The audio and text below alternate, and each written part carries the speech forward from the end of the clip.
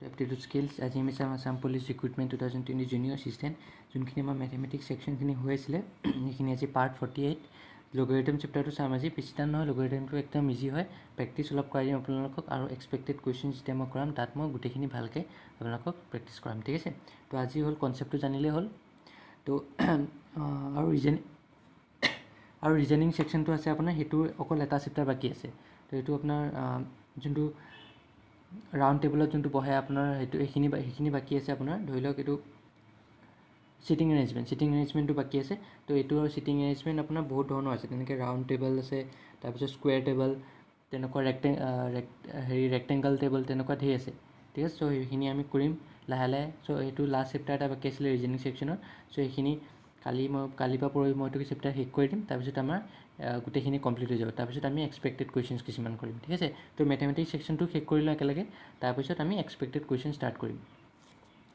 তো লগাৰিথম চেপ্টাৰটো জানিবলৈ আজি এটা ক্লাছতে মই শেষ কৰি দিম চ' লগাৰিথমটো আপোনালোকে সেইকাৰণে ভালকৈ মন দিব শেষলৈকে আৰু ভিডিঅ'টো লাইক ছাবস্ক্ৰাইব আৰু শ্বেয়াৰ কৰিবলৈ নাপাহৰিব চ' ফাৰ্ষ্ট ৰুল কিছুমান জানিব লাগিব ঠিক আছে লগাৰিথমত আপোনাৰ একো কেলকুলেটৰ ইউজ নহয় খালি ৰুলখিনি জানিলেই হ'ল আপুনি ৰুলত কৰাই আহিব কুৱেশ্যন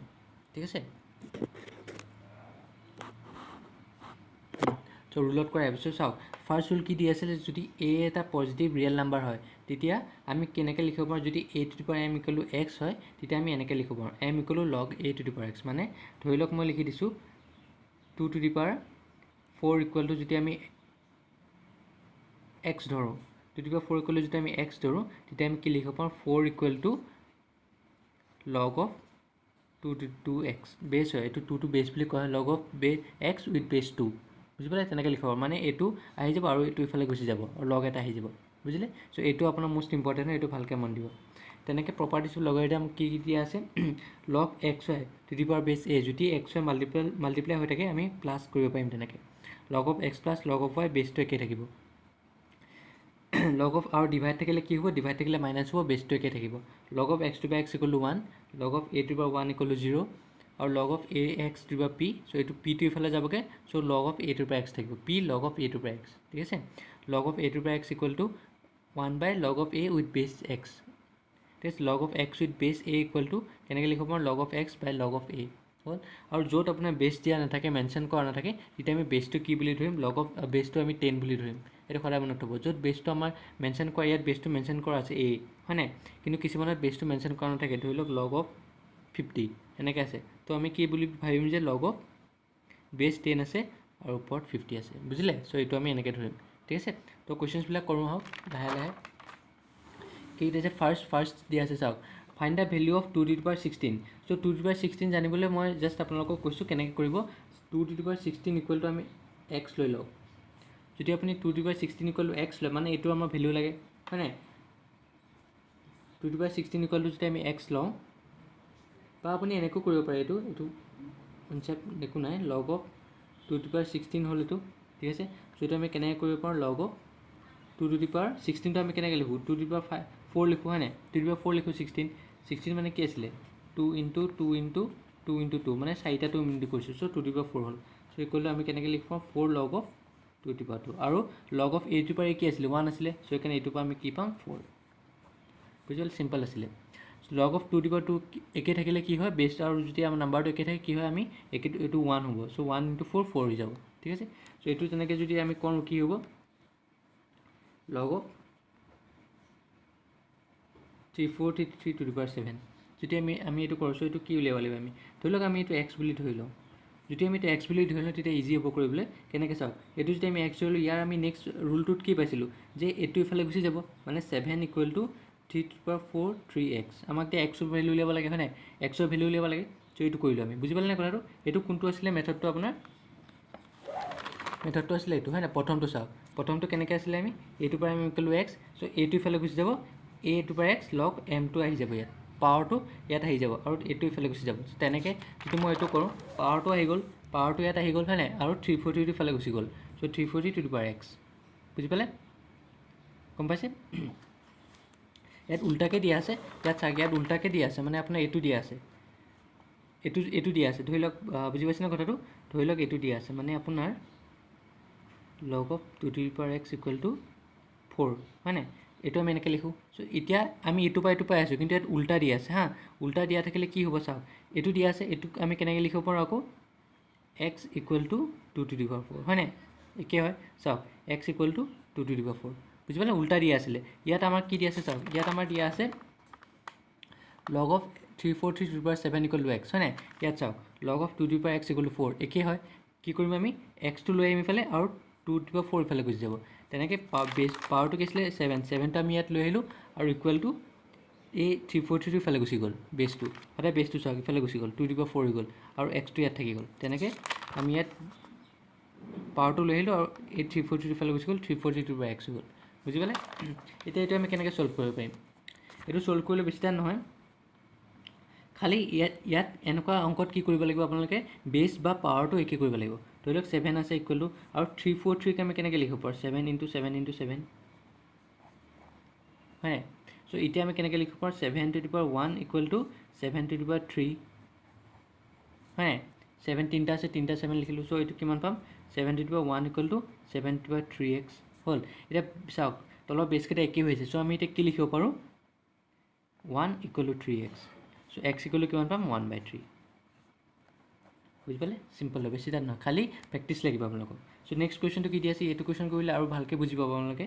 চ' এইটো কি কৰিম আমি, জাষ্ট আমি একেই আগৰ নিচিনাকৈ এনেকৈ লৈ লওঁ, 125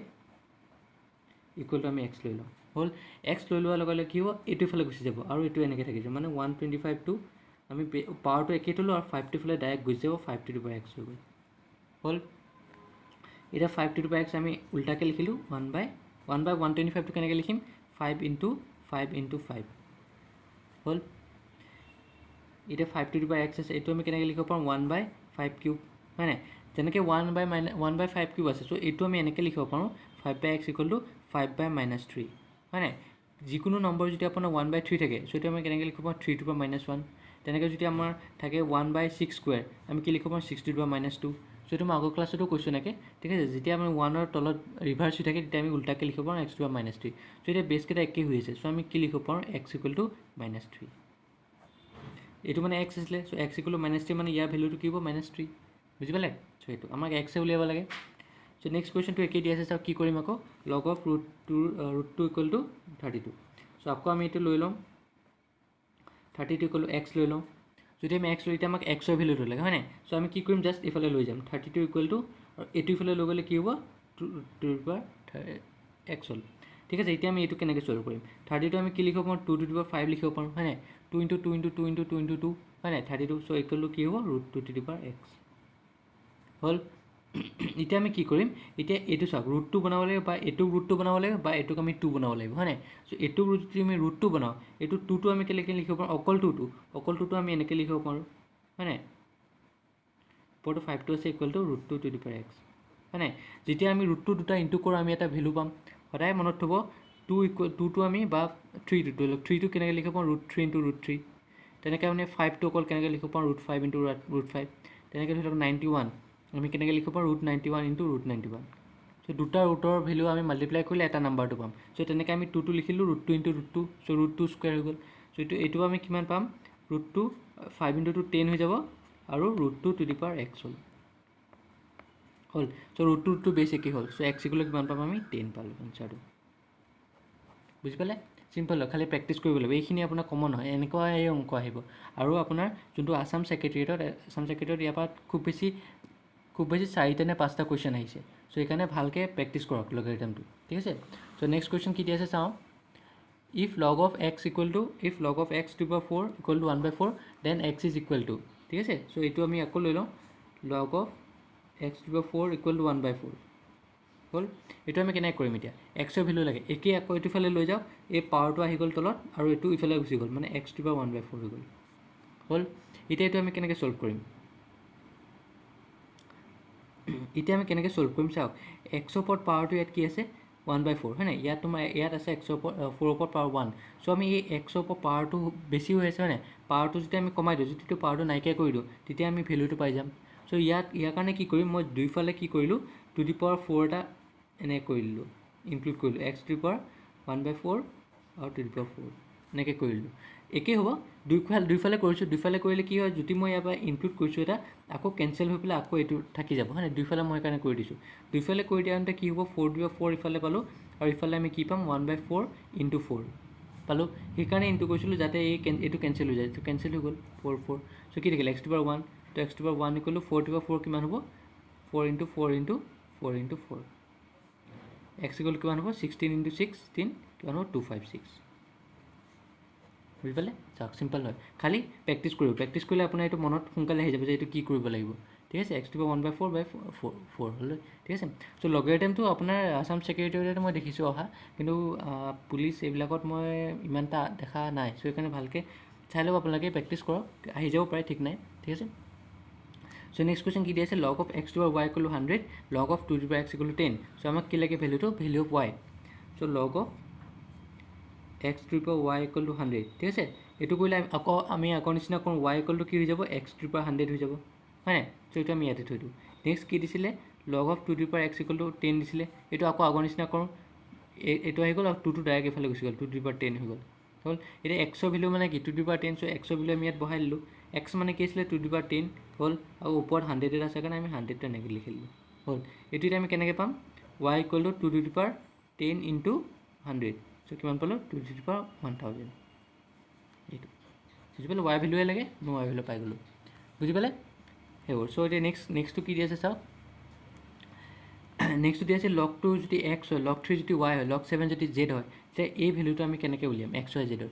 তো এইটো বেছি টান নহয় দেখিবলৈ আপোনাৰ টান লাগি আছে হয়নে ডটটো মানে ইনটু দিয়া আছে 63 এইটো হ'ল এতিয়া আমি log of x y কি পাইছিলোঁ log of যদি আমি x y থাকে তেতিয়া আমি কি পাইছিলোঁ log of x + log of y পাইছিলোঁ হয়নে চ' এইটো তেনেকৈ log of x y ইয়াত এইটো x এইটো যদি y ধৰোঁ আমি কি পাম আমি log of 4 + log of 3⁻63 এইটো পালোঁ হয় নাই চ' এতিয়া এইটো log of 4টো আমি কেনেকৈ লিখিব পাৰোঁ log of 2² হ'ল তেনেকৈ এইটো আমি কেনেকৈ লিখিব পাৰোঁ log of এইটো 63 আমিতো ভাঙিলোঁ 1/3 আহি যাব হয় নাই তেতিয়া আমি কিউব ৰুট আছে চ' এইটো 1/3 আহি গ'ল হ'ল তেনেকৈ অকল ৰুট থাকিলেও হাফ আহিব তেনেকৈ ঠিক আছে চ' এইটো আমি কেনেকৈ লিখিব পাৰোঁ 2 log of 2 লিখিব পাৰোঁ এই বস্তুটো 2টো ইফালে গুচি গ'ল log of 2 আহি গ'ল প্লাছ 1/3 log of 63 হয় নাই এতিয়া 2 log of 2 কি আছিলে x চ' আমি কি লিখিব পাৰোঁ 2x হয় নাই log of 2 তাত আমি x বহাই দিলোঁ প্লাছ 1/3 এতিয়া আমি এইটো ছল্ভ কৰিম এইটো আমি কেনেকৈ ছল্ভ কৰিম 63 যদি আমি চাওঁ যদি আমি 63 যদি ফেক্টৰ চাওঁ 3 2 6 3 1 3 মানে 3 7 চ' 3 দুটা আছে চ' 3² × 7 হ'ব হয় নাই এইটো পালোঁ আমি এতিয়া এইটো যদি আকৌ ছল্ভ কৰোঁ আমি কি পাম আকৌ চাওক ইনটু হৈ আছে x y এতিয়া আমি কি পাম 1/3 log of 3² পালোঁ প্লাছ 1/3 log of 7 হয় নাই কাৰণ log of x y log of x + y কাৰণ 1/3টো লাগি আছে কাৰণে দুইটাতে লাগিব চ' এইটো আমি কি পাম এতিয়া 2x প্লাছ 2টো ইফালে গুচি গ'ল কি হ'ল 2/3 log of 3 plus 1/3 log of 7 পালোঁ এতিয়া 2x আহিলে প্লাছ 2/3 log of 3 মানে কি আছিলে y প্লাছ 1/3 log of 7 মানে কি আছিলে z পাই গ'লোঁ 2x plus 2/3y plus 1/z এইটো হ'ল এনচাৰটো ঠিক আছে এনচাৰটো কি হ'ব 2x plus 2/3y plus 1/3z চ' 2x plus 2/3y plus 1/3z বুজি পালে চাওক এনেকৈ প্ৰেক্টিছ কৰিবলৈ আপোনালোকে ঠিক আছে অলপ যদি কনফিউজন হৈছে বুজি পোৱাত তেতিয়া আপুনি প্ৰেক্টিছ কৰক প্ৰেক্টিছ কৰিলে আপোনাৰ আহি যাব ঠিক আছে চ' লগাৰিথমৰ মই আৰু নকৰাওঁ চ' এক্সপেক্টেড কুৱেশ্যন যেতিয়া মই কৰাম তেতিয়া লগাৰিথম চেপ্টাৰটো মই গোটেইখিনি ইনক্লুড কৰি দিম তেতিয়া আমি যিমানখিনি এক্সাম নোহোৱালৈকে আমি প্ৰেক্টিছ কৰিয়ে থাকিম ঠিক আছে চ' সেইকাৰণে আপোনালোকে এতিয়াৰ পৰাই ষ্টাৰ্ট কৰক প্ৰেক্টিছটো আৰু কিবা প্ৰব্লেম পালে মোক কমেণ্ট ছেকশ্যনত লিখি দিব কিবা কুৱেশ্যনত প্ৰব্লেম পালে কিবা চিলেবাছ চেপ্টাৰত প্ৰব্লেম পালে ঠিক আছে আৰু মোৰ চেনেলটো লাইক ছাবস্ক্ৰাইব আৰু শ্বেয়াৰ কৰিবলৈ নাপাহৰিব বেল আইকনটো ক্লিক কৰি দিয়ক যাতে মই যেতিয়া নতুন ভিডিঅ' আপলোড দিওঁ তাই ন'টিফিকেশ্যন পাই যায় থ্যাংকছ এ লট